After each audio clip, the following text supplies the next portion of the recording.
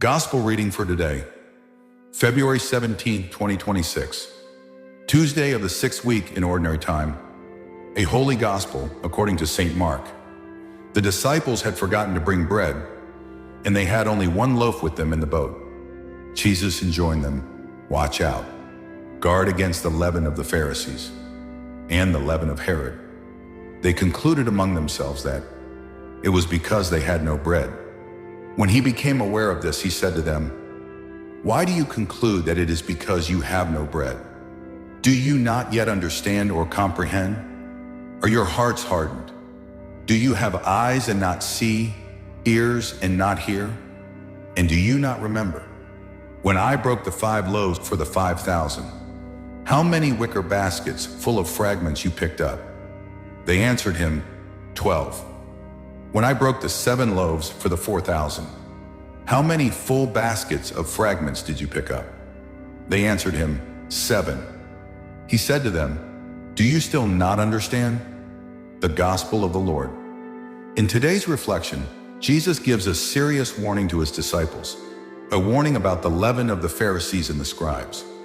At first, the disciples misunderstand him because they are worried about something very ordinary. They have no bread. But Jesus is speaking about something much deeper than physical hunger. Jesus warns his disciples to beware of the leaven of the Pharisees and scribes. Leaven, though small, affects the entire dough. In the same way, wrong attitudes like hypocrisy, pride, and lack of faith can slowly influence and corrupt the heart. The disciples, however, think he is talking about the lack of bread.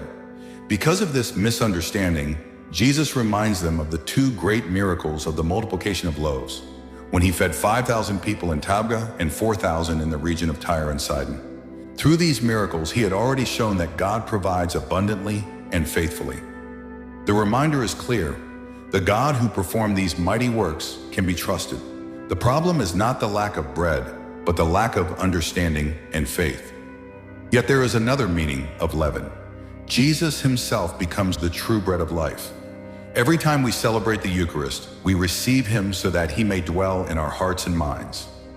He nourishes us not only physically, but spiritually.